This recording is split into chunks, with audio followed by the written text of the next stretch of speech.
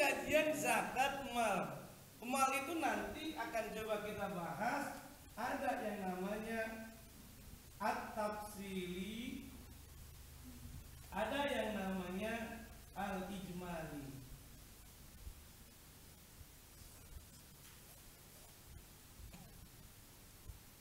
Oke, sebelum kita bahas ini tadi saya singgung-singgung tadi nanya tentang ayat Al-Qur'an yang tadi dibacakan. Ada istilah infak yang dimaksud di dalam surah apa tadi? Surah Ali Imran ayat 133 sampai 135 itu membahas bukan infak wajib, tapi infak sunnah. Kalau infak wajib namanya zakat. Kalau infak sunnah namanya infak biasa. Kalau sedekah wajib namanya apa? Zakat. Kalau sedekah sunnah, sedekah biasa. Yang dipahami tadi itu. Kalau infak adalah umumnya bukan infak wajib tapi infak yang sunnah. Kalau sedekah adalah yang sunnah bukan yang wajib. Coba kita cek dalam surah 9. Surah 9 surah apa? Surah At-Taubah. Ayat apa namanya yang tadi kita bacakan tadi 103. Ada kalimat apa itu? Khud min amwalihim shadaqatan. Ya kan? Nah, itu yang dimaksud sedekah itu wajib atau sunnah kira-kira? Itu sedekah wajib berarti zakat. Ayat 60 juga sama. Innamas shadaqatu lil fuqara'i wal masakin wal amilina 'alaiha wal mu'allafati qulubuhum wa fir riqab wal gharimina wa fi sabilillah wa binis sabil, ya kan? Nah, ini membahas sedekah ini wajib atau sunnah kira-kira? Apa buktinya wajib? Ada 8 asnaf. Kalau sedekah sunnah nggak ada pembatasan, mau kasih siapa kek terserah. Begitu ya. Nah itu nggak. Yang penting niatnya ikhlas. Begitu jadinya. Termasuk juga sedekah ke orang non muslim juga boleh. Kalau zakat nggak boleh. Itu yang dikategorikan ya bebas. Itu banyak kajian-kajian. Makanya kalau yang zakat tidak boleh untuk orang muslim, diantaranya hadis Rasulullah. Hud min amwalihim wa turaddu ila fuqaraihim. Ambillah zakat dari harta orang muslim. Hud min amwalihim, him larinya kemana? Orang muslim yang berzakat siapa syaratnya? Muslim. Hud min amwalihim wa turaddu ila fuqaraihim, yang ada di sekitar orang muslim. Yang hime itu menurut para penerjemahnya, mufasirnya, yaitu lebih cenderung kepada umat Islam, itu zakat. Kalau sedekah boleh, begitu ya, silakan. Nah, makanya coba bayangkan, ketika ada orang yang gempa bumi, bencana alam, ketika kita bantu, tanya dulu agamanya apa ya? Gimana kira-kira? Ada orang yang kecelakaan, ketabrakan, ikan itu kategori sedekah juga kan? Ya kita bantu biar kebaikan. Sedekah itu tidak hanya dengan materi, kita bantu senyum aja nih, senyum. Coba kita latihan bersedekah. Ciri-ciri senyum yang baik adalah semakin kecil di sini 5 cm kita ukur. Di sini 5 cm. Jangan sampai berbeda. Ya kan? Coba latihan. Sekarang berhadap-hadapan satu dengan yang lainnya, coba. Coba senyum. Coba jangan malu-malu. Azhar coba lihat, saling berhadapan. Kalau sudah samping ke belakangnya coba. Gimana? Coba saya tanya, apa yang Azhar rasakan ketika Azhar lihat orang senyum? Gimana? Tenang. Asal jangan jadi emon. Iya kan? Itu. Oke. Jadi apa? Yang saya ingin sampaikan bahwa sedekah tadi ada yang wajib, ada yang sunnah.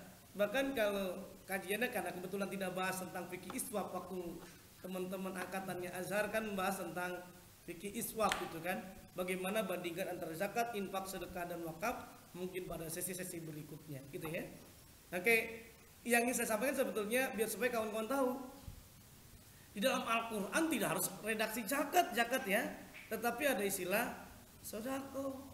Tadi innamas sodaqatu lil fuqara'i wal masakin dan sebagainya gitu ya. Menggunakan kategori sedekah, infak. Kemudian ada redaksi juga hak. Surah Al-An'am ayat 160.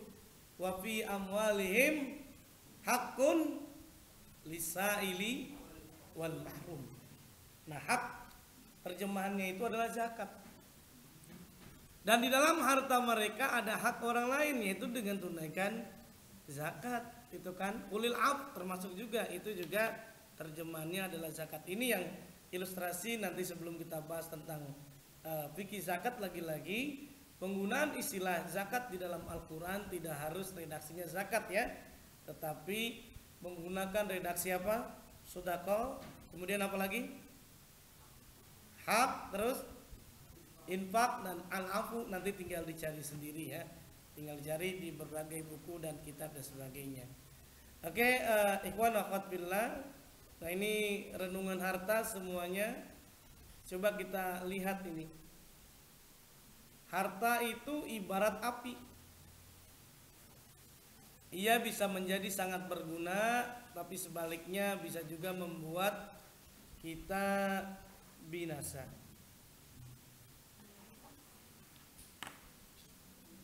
Harta juga seumpama pisau. Ia bisa membantu kita memotong buah dan sayur, tapi ia bisa juga digunakan untuk membinasakan diri sendiri ataupun orang lain. Berapa banyak penyaluran zakat secara langsung banyak yang meninggal dunia nggak? Ya kan, dulu kasus Seykhon itu banyak yang meninggal dunia karena pengen populer. Nah, sebetulnya zakat yang paling baik, yang paling bagus adalah pemberiannya melalui lembaga zakat, karena tidak langsung dalam satu waktu, satu tempat, tetapi didatangkan. Yang ini yang kebanyakan harapannya juga lembaga zakat seperti itu. Jadi jangan sampai mereka datang ke lembaga zakat tapi didatengin aja. Kalau didatengin dijamin nggak ada yang ngantri-ngantri gitu ya. Nggak perlu dia harus naik angkot, naik ojek gitu ya. Mana jalan becek gitu ya. Oke. Kemudian untuk itulah pergunakan harta sesuai dengan yang dikehendaki oleh sang Maha pemilik harta. Kalau harta kita ingin berkah, maka perbanyaklah sedekah. Bisa dicek kalau kawan-kawan yang sudah menjadi relawan, menjadi pengelola zakat, itu luar biasa sekali. Di antaranya apa? Waktu angkatan Azhar dulu menyalurkan dana zakat, bakal dana orang lain, apa yang Azhar rasakan?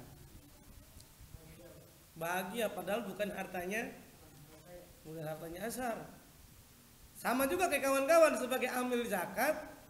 Kalau kita tadi amanah, kita kreatif dalam fundraising, dalam empowering, kemudian kita merasakan lembaga kita bermanfaat. Pada dasarnya ketika kita menyalurkan, itu yang bahagia bukan yang diberi loh ya, tetapi yang paling bahagia siapa? Yang membagikannya.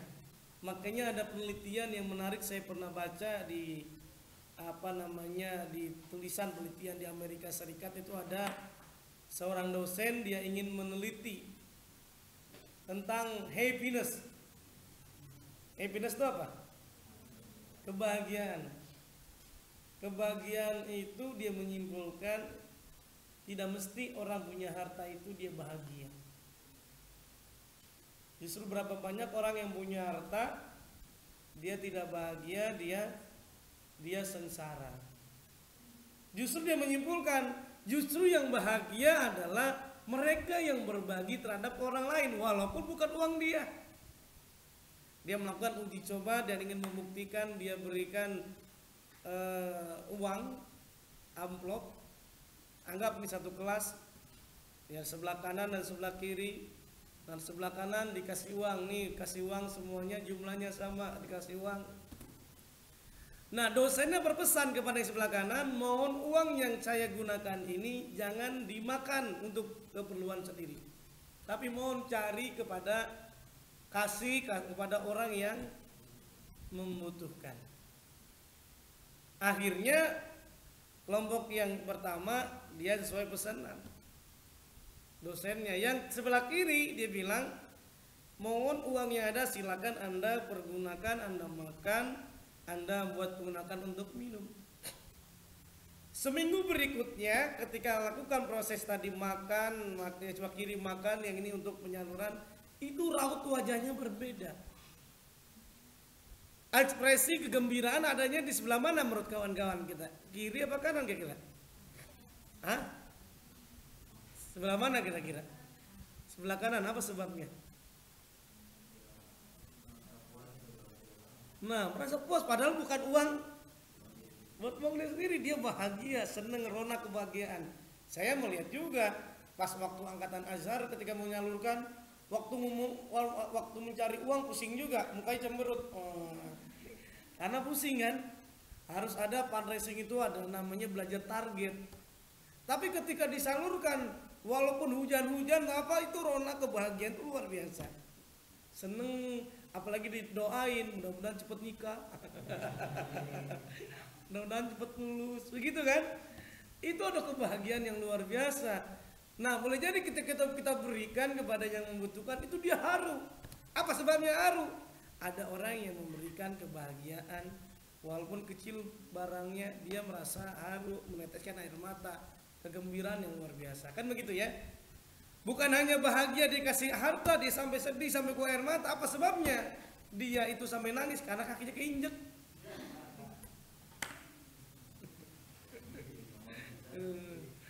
Gitu ya. Nah, sekarang saya tanya yang sebelah kiri.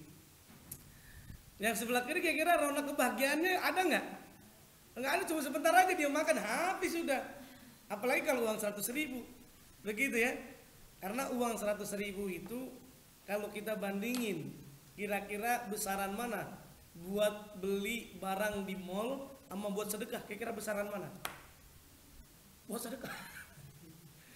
Jadi 100.000 terasa besar sekali, terasa berat sekali buat sedekah. Tapi 100.000 kita ke mall terasa nggak ada berharga, artinya nggak berharganya. Ya kan begitu ya? Uang 10.000 buat beli pulsa itu satu hari habis, merasa kesedikitan kita 10.000 rupiah buat sedekah 10.000. Ya kan? Ini ada apa-apanya ya. Nah, ini kembali renungan harta kita, ini Mutiara Sukses kita lewatkan saja lah ya. Kita langsung ke fikih zakat. Sebelum fikih zakat yang di belakang slide, ini sekedar mengingat ulang saja walaupun sering disampaikan. Potensi zakat di Indonesia, zakat infak sedekah di Indonesia itu ada yang tahu berapa sekarang yang terbaru? Berapa kira-kira? Berapa potensi zakat di Indonesia? Azhar, berapa Azhar? Berapa? 217 triliun. Kau tahu? Karena ada tulisannya di sini. Ya kan? Di buku-buku YMZ juga banyak jurnal apa ya. Memang yang dilakukan oleh penelitian Basnas dan Fakultas Ekonomi dan Manajemen IPB itu menyatakan 217 triliun, walaupun banyak yang dilihat-lihat nih, banyak model-model ya, oke, jelas banyak potensinya. Ini 2011 sampai sekarang masih sekitar segitu, belum ada, kecuali kalau Azhar nanti meneliti kembali, wah potensinya bukan 217, 500 triliun. Wah, tapi harus ada datanya. Nah, ini perbandingan dengan